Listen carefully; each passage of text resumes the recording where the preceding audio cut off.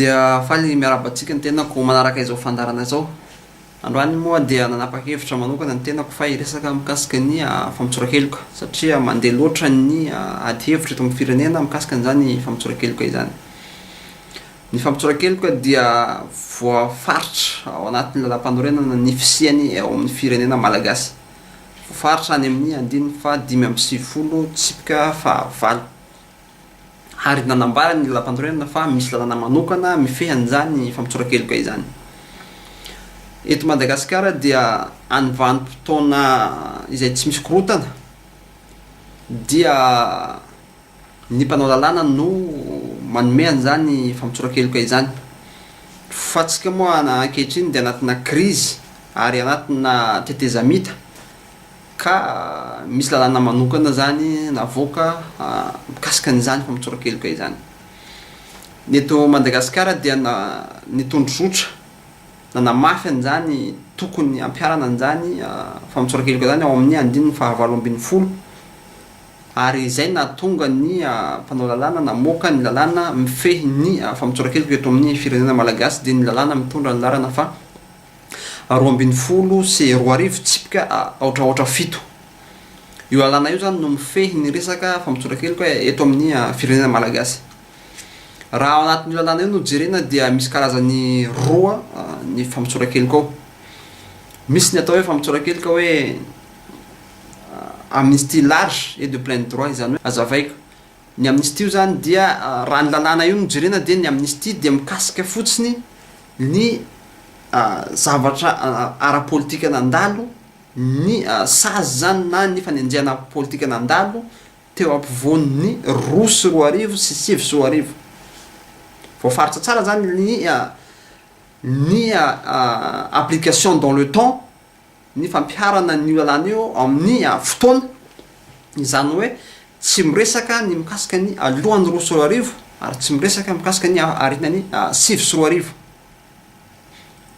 Lalàna zany izy io fa lalàna izay voafaritra amin'ny fotoana.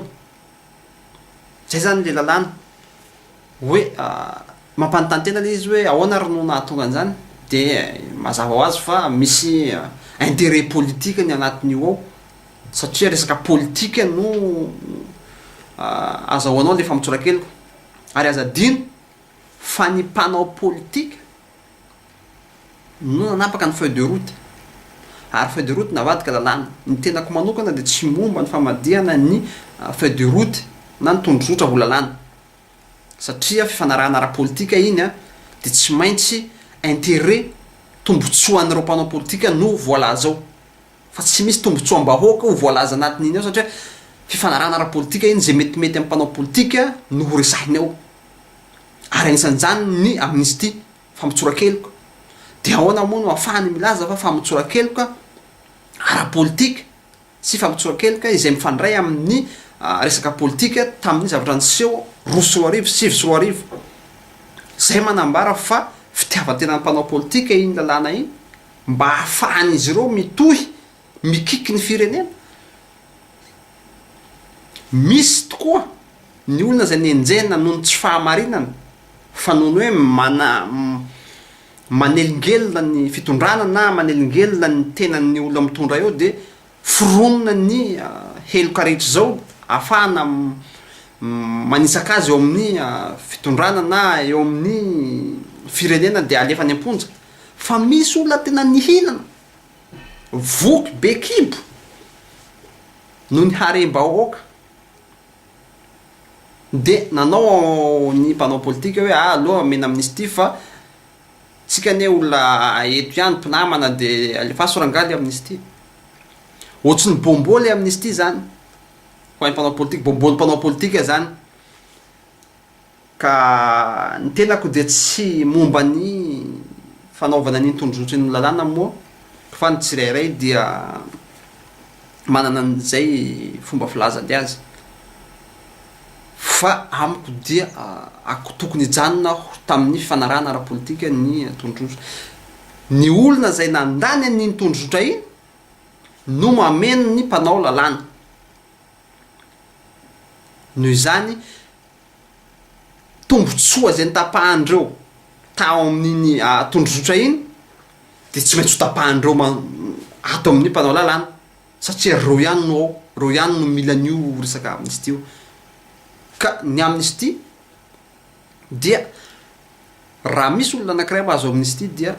mitsatsa tanteraka ny fanenjehana azy voafaritra tsara ny eto hoe fa fanenjehana mikasika na raha politika nisy teo anivony 2002 sy 2009 sivy sy roa arivo sy roa sy roa arivo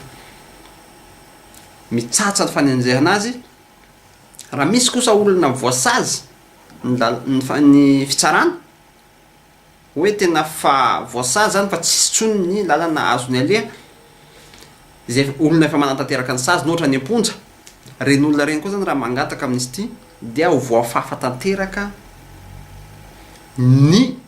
sazy zay azony noho izany le fanapa-kevitry ny fitsarana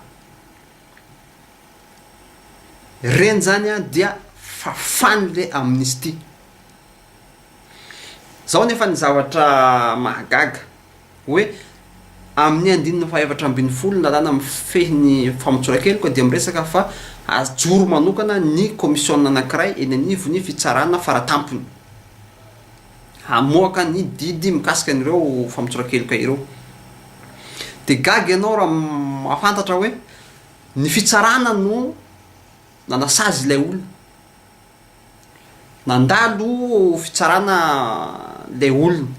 nandalo ambaratonga voalohany ambaratonga ambony ary mety nandalo fitsarana atampony de voasazy le olona fa nanao tokoa ny eloka zay atao amin'io ny eloka ane raha ohatra ny olona anankiray vory daholo ny porofo hoe nataony ty eloko ty ka raha manana porofo lay olona fa tsy nataony ny eloko io dia tsy maintsy amoaka ny fitsarana hoe ty porofo entinareo ty de tsy mahatonga an'ty le olona anankiray ty ho voaheloko satria tsy raha ny porofo entinareo sy ny porofo entiny dia tsy nataony io heloka izay itoriana azy io fa de tsy fisian'ny indépendance fahaleotenan'ny fitsarana de miandro foana teny midina baiko midina de hoe ampidiro ty de mampiditra sakafony kosa io ko raha vo tsy mampiditra izy de alefa am'le fiteny alefa garazy tsy tokony isy tsony zany ny faneren'ny mpitondra ny fitsarana tokony alitantena tanteraka ny fitsarana fa manjary lasa instrument fitaovana ara-politika ny fitsarana ohatran'ny bianco sy ny sisa tsy tokony jabahany mpitondra itsony reny institution reny ka tiako marina hoe misy ny olona tena nanao ary misy ny olona izay ny foronona ny eloka fa ny mahagaga ho iaho dia fitsarana namoaka fa meloka tokoa io olona anankiray io ary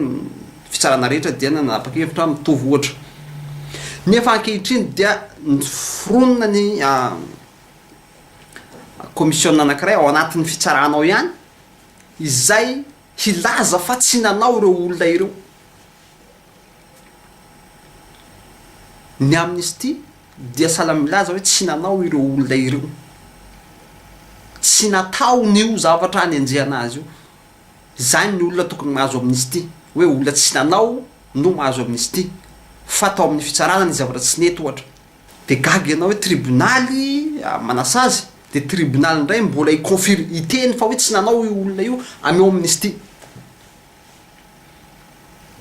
zaho de tsy de manaiky ny fidirany fitsabahan'ny tribonaly am'zany famezana amnisty zany satria tsy asan'ny tribonaly zany ny asan'ny tribonaly dia mitsara vita ny fitsarana tampotra tseo ny asan'ny tribonaly ny asan'ny fitsarana zany de tapitra amy resaka fitsarana ihany fa tsy mbola tribonaly ndray avy eo afaka avy ny tsara de iteny hoe i olona io dia malalaky io olona io tsy nanao io olona io dia meo famotsoran-keloka le famotsoran-keloka anie dia manambara fa madiodio ny momba ny olona io sahala hoe tsy nanao an'io eloka io izy anao fitsarana miteny fa hoe nanao izy mbola anao fitsarana indray no miteny hoe tsy nanao izy de gaga ianao am'zany nefa zany ny zava-misy ka tsy tokony hiditra amin'io raha ny hevitriko manokana ny fitsarana tsy tokony hiditra amin'ny famotsoran-keloka izany ny olona mahazo zany amnistie de plein droit zany de mazava tsara fa hoe ny fitsarana zay natao aminy ny fanenjena zay natao aminy dia hita mibaribary fa tsy fitsarana izay tsy marina ary izay fitsarana tsy manaraka ny tokony ho izy zay ny olona tokony azo zany amnistie de plein droit zany ary raha tokony ho zany ara dia tsy tokony amnistie no mena azy fa ny fitsarana ny tokony anao abandon de poursuite hoe ty fanenjena ataonareo an'ity olona ty dia tsy mitombony ka ny fitsarana dia afaka moka didy tsara izy hoe fitsarana dia mamoaka fa tsy meloka io olona io tsy tokony amnistie zany no tokony amenan'zany olona zany satria ny olona mahazo amnistie ny de réintégrena anatin'ny fonctionne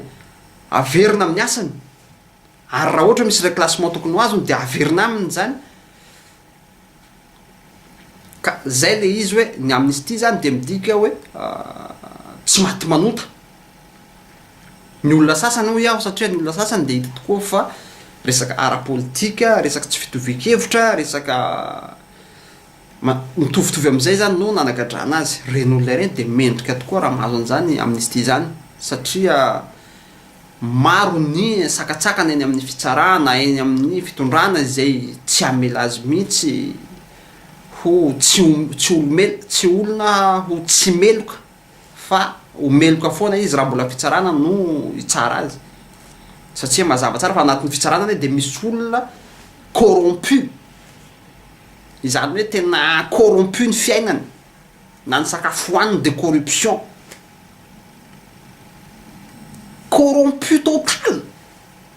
ao fitsarana de misy an'izany ary ny fitsarana mihitsy no namoaka an'izany hoe misy ny olona izay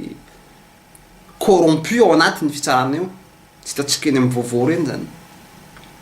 io tsy ny mpitsara rehetra akory fa tsy laozan'izay manonta ao anatiny ao io moa tsy fantatra fa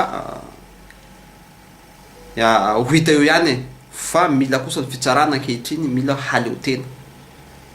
nefa ny mampatahotra kosa ny raha mahaleotena fitsarana ave de tena hiasa am'izay fahaleovatena zay sa hanata-pahefana zany aby anie zavatra fanontaniana mipetraka eo amin'ny vahoaka na ny mpitondra raha de miteny hoe raha meko fahefana io mpitsara io de tena hampiasan'zany fahefana zany amin'ny marina ave izy zany indépendance zany amin'ny marina ave izy sa vao meka io no hacorrompu azy ka zay zany no mahagaga hoe fitsarana no nanagadra le olona de fitsarana indray no mbola amoaka le olona ny amnistie de plein droit de hoe amnistie tokony ho azon'le olona antsona avy anao fa ty bonbon amnistie satria anao tokony azo bonbon amnistie bonbon amnistie ao zany de tsy akanavaka fa zay olona rehetra tokony hoe jerena hoe iany ry tokony amena amnistie de mba ame amnistie kely ihany izy avy ty amnistie dada be noely zany ho ain'ny mpanao politika io commission io